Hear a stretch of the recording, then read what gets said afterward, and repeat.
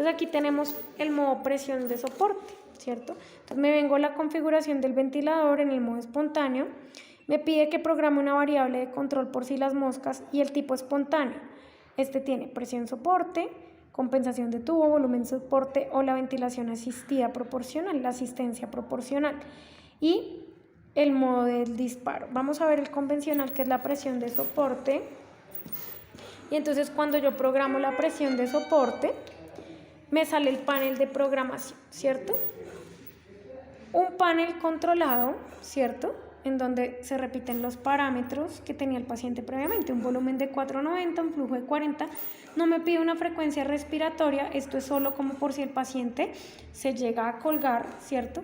Aparece el rise time, rampa, factor de subida o slope, dependiendo de la marca del ventilador, que estaría en el 50%. Este sería qué tan rápida va a entrar esta presión soporte, que es el parámetro que va a ayudar al paciente a respirar.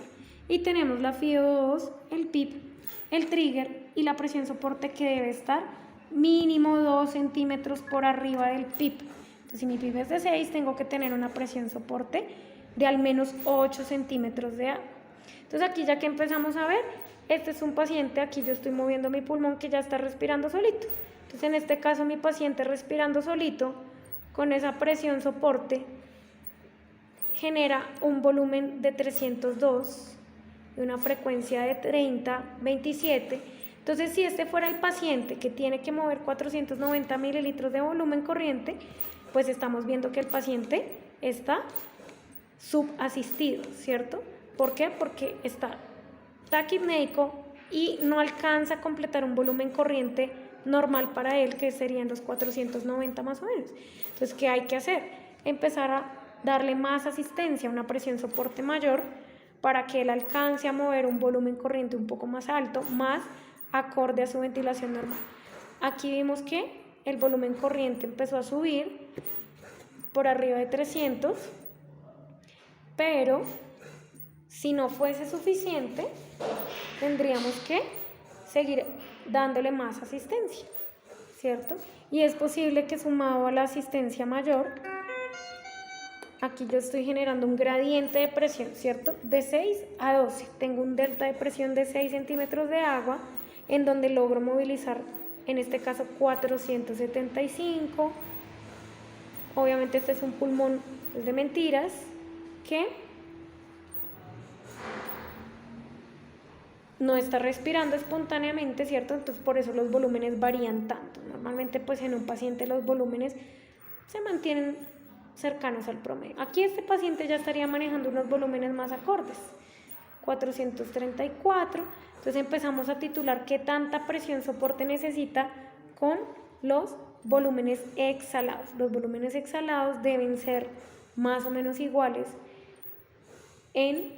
al volumen corriente que ya calculamos, ¿cierto? En un paciente respirando espontáneamente, tanto si está en una ventilación invasiva como si está en una no invasiva. Y la frecuencia respiratoria pues también debe estar en unos valores normales, ¿cierto? Si mi paciente tiene una frecuencia respiratoria de 25, 30, 35, pues estamos viendo que le está costando más trabajo empezar a respirar solito, y de pronto o necesita más asistencia o todavía no está listo para respirar tan espontáneamente, ¿cierto? Entonces les mostraba, tiene una presión soporte que ahí está, tiene otro chévere que es el volumen soporte. Entonces en el volumen soporte la idea es que el ventilador no le va a ayudar con una presión, sino con un volumen soporte, que por lo general es más o menos el 50% del volumen que tendría que mover. Entonces la mitad de 490 es 250, 245. Entonces, ¿aquí qué quiere decir? El ventilador le va a dar 245 para que el paciente termine de llenar su pulmón con los otros 245 que le faltan para unos 490. Entonces, son maneras. Aquí lo dejé de comprimir el balón, entonces casi entra en apnea este señor. Entonces miren que aquí, por ejemplo, este paciente, a pesar de que yo le estoy dando 245, solo logra mover 257. Necesitaría un volumen un poquito más alto para de asistencia, ¿cierto? Para poder completar su volumen corriente normal. Entonces ya cada ventilador empieza a inventarse formas diferentes de asistir, formas diferentes de que la válvula expiratoria se active o la inspiratoria. Entonces todo empieza a ser un juego, un algoritmo de todas las variables, ¿cierto? Miren ahí, uy, qué inspiración tan amplia que movió 514 volúmenes. Entonces ya uno va jugando con todas las variables de fase, con los porcentajes de asistencia y cada ventilador se va inventando sus propias formas.